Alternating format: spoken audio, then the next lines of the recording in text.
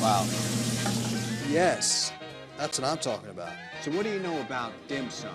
Hi, welcome to Taste This TV. I'm Chef Joe Ciminera. Remember, there are no rules in cooking. Taste some food and have a great time on Taste This. I bet you I could eat this whole thing. Here you have it, my version of the duck. Thanks for having me here today. It's an absolute pleasure. Show. Grab a fresh lobster, cook it, and this is a lobster roll. One of my favorite events, the Big Apple BBQ. I'm Chef Joseph Ciminera. Remember, there are no rules in cooking. Taste this.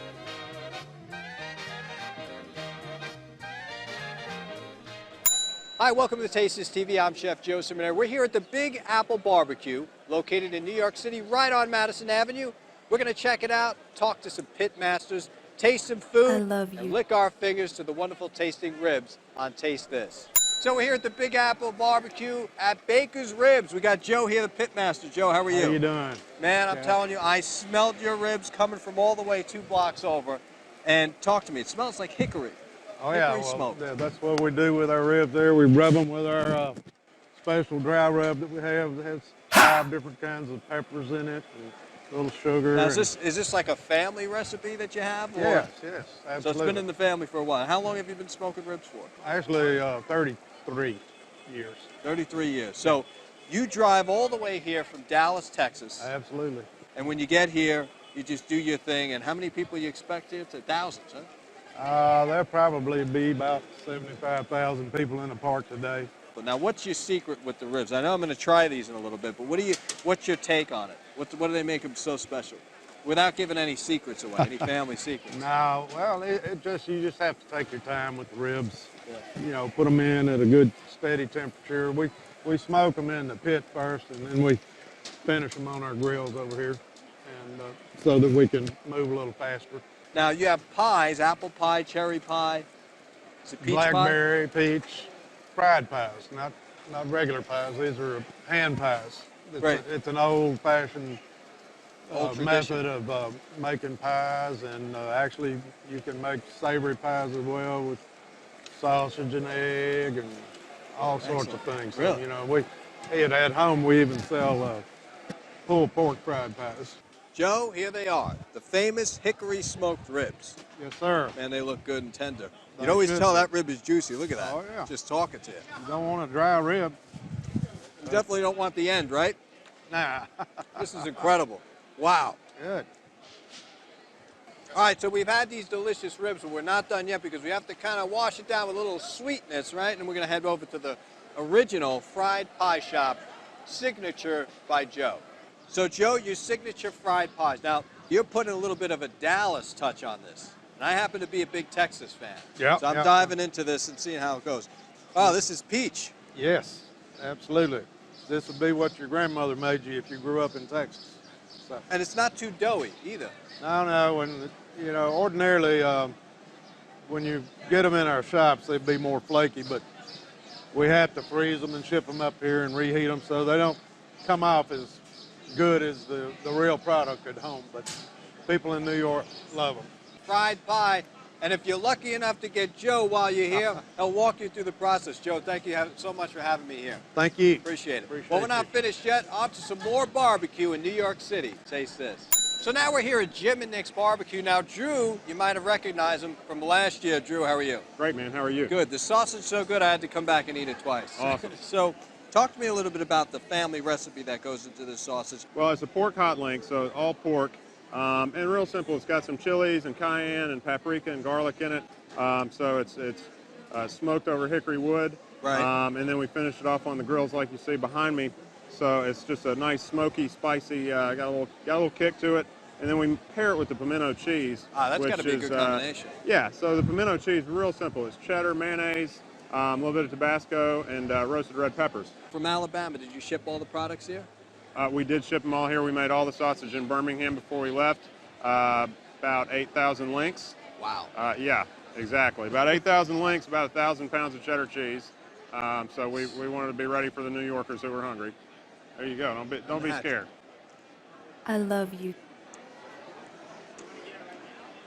We do okay? Just as good as last year, my friend. Awesome. Drew, thank you so much for having me Hey, here. thank you. I'm glad your line spreads right across Madison Avenue. Yeah. And we're not finished yet because we're going to go check out the next booth. They're specializing in some great smoked meats all the way from Mississippi. Thanks, Drew. There you go. Thank Taste you. this.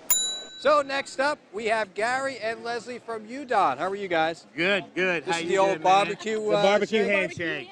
That's good. That's good. So now what we have here is a signature smoked pork. Right. This is a Boston butt. It's that bottom part off that shoulder. Are you ready to start pulling? I'm ready to go. We're going to start pulling this. Wow, look at that. Just And pulls right off. Right off. You have big sections in the bark. I'm going to go ahead Wow. and add some of our UDON sauce. All right. Now we're going to try a bite with a little bit of the barbecue sauce. It has no bark, but you're going to see that flavor is there. That the marriage of the sauce and the meat. Now you put that. Now what we always say is you have to have a bun-worthy piece of meat. Now by that I mean meat and bread is just all you ought to have. It's good. Of course, Right. I like to do this. I've got to have my sauce, and I love it. like the slaw on it and I'm put with it you. all I'm with you. together. I That love the makes it- slaw on yeah. there. You gotta have Gotta it. have it. Gotta have it. Gotta have it. Wow, so tender. Now, so this goes on top of the bread? This all right. Listen, I'll tell you what. Let's fix one right quick. Yeah. We're gonna pull that pork into some smaller pieces here, and I'm gonna There put you a go. little sauce on it as I go.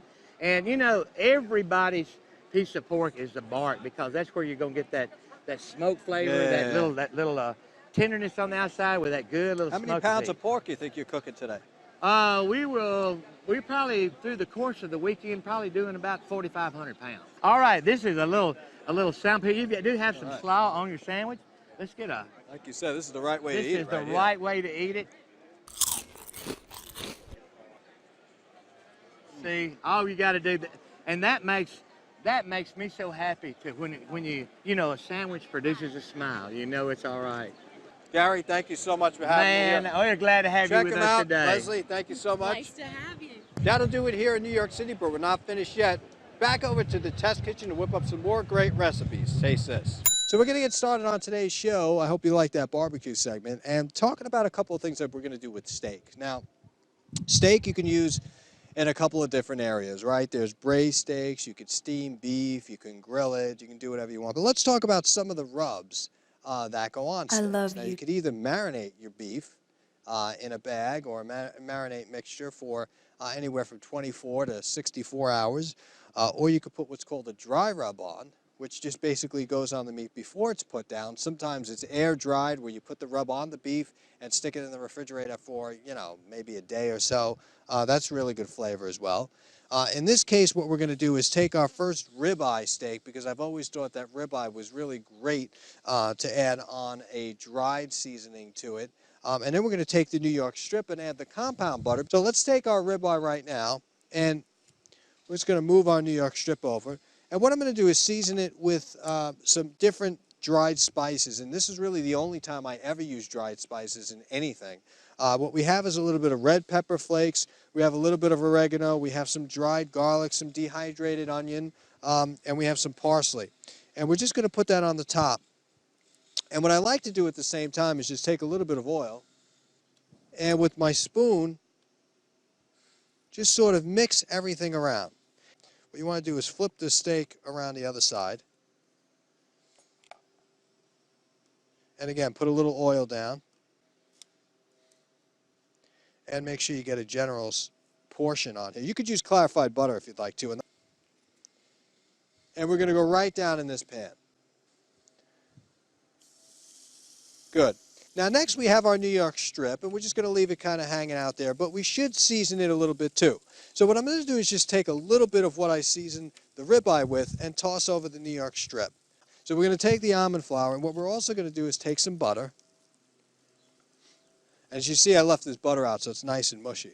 And we're going to put it in like so. Now the right way to make a compound butter is to take this, mix it up, and roll it in plastic wrap, put it in the refrigerator or the freezer. But I'm not going to get into that because it's just an extra step you don't need. You can just mix it in here and then plop it down on your steak when you're ready to go. So that's exactly what we need to do, is mash this up a bit.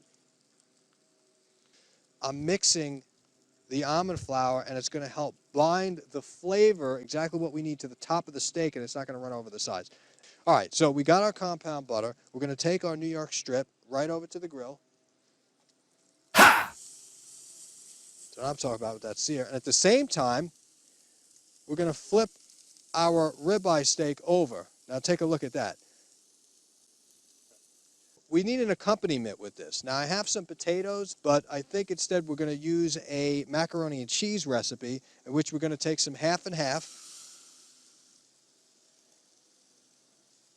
And we got our cheese that we're going to be using. Today we're going to be using this incredible cheddar cheese, and we're going to actually put that in there and toss it up. Next, what we're going to do for our macaroni and cheese, if you don't have half and half, you could use heavy cream. Just remember it could be thick, is put a stick of organic butter right in there. Let's flip this sirloin steak over.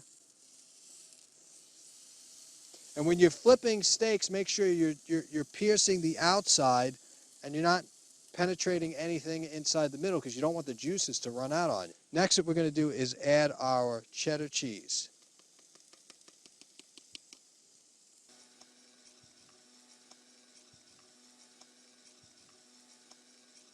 All right, let's check out on the New York strip here. All right, now's the time to put the compound butter on. So you got the compound butter that you made before. Just give it a little twirl, a whisk, whatever you want to call it. And put it over the top of the steak. Now that almond flour is going to keep it from totally going over the side, but you'll see what flavor it brings to steak. It's incredible. And we're going to put some candied fruit on top. This is the orange peel. And the orange peel is going to give the steak an incredible flavor when you cut into it. It's going to be really good with the compound butter. Now next we're going to take our steak, put it right over to our pan, and we got our ribeye we can't forget about either. Look how nice that ribeye came. Just going to put that on there. Now we're going to get started on the mac and cheese, or we're going to finish the mac and cheese, which is a perfect accompaniment to steak. So we got our pasta that we cooked ahead of time, and we got our cheese in here. What we're going to do is just make sure that our pasta gets tossed in a ton of cheese, because that's how you got to like it. All right, now we're going to take our macaroni and cheese and put it right there. That's what I'm talking about. Mac and cheese, steak. But you got to use a good quality cheese with this. You know, you got to use a good quality cheddar. I think that's enough. We don't want to overkill here. All right, next we're going to take some heirloom tomatoes and cut them in quarters. Now, you know when you have an heirloom tomato because they're pretty oddly shaped. If you see this, they come in really weird colors. It could be like half purple, half orange, or half red, but you kind of get the picture on the drift that they're pretty weird looking, but they taste incredible. Take some of your tomatoes, put them down on there, maybe not use all of them, and cut this one. One thing about heirloom tomatoes, since they are organic, you're going to find with a lot of sand and dirt on them, so you just be sure to clean them up. Just take a little bit of olive oil and drizzle it over the tomato. These tomatoes are great. Like I said, just with a little olive oil and some salt, you got yourself a happening meal. This is aged goat cheese for 6 months. So I'm just going to take a little bit of this really sharp goat cheese. And a lot of people don't realize that goat cheese can be hard and aged for 6 months. A lot of people, when you mention goat cheese, they automatically assume that it's the sort of mushy, runny, classic goat cheese. You get the smooth flavor, the smooth consistency. But this hard goat cheese, and it's been aged for 6 months, really goes great with tomatoes. And with a little bit of seasoning, a little bit of olive oil, it's a great accompaniment to this dish. Now, if you don't like the accompaniment of the macaroni and cheese, rice is always a great side dish. In this case, we have a flaxseed rice blend. And if you're not into the whole rice scene, well, then you can't lose with the classic cream of spinach, let's face it, which is really easy to make. I think a lot of mistakes that run with the cream spinach is that they do not use heavy cream, which is very important to use. I love you. And you do have to use a little bit of a roux. So you can make a roux with that almond flour that I talked to you about, and you don't pick up that nasty flour taste when you're dealing with your side dish. That'll do it for today's grill show. Thank you so much for joining me on this episode of Taste This TV, where we did our 2 steaks, our mac and cheese, our rice, and our heirloom tomatoes. Until next time, thank you for watching Taste This TV. I'm your host, Chef Joe Ciminera. Remember, there are no rules in cooking. Taste this.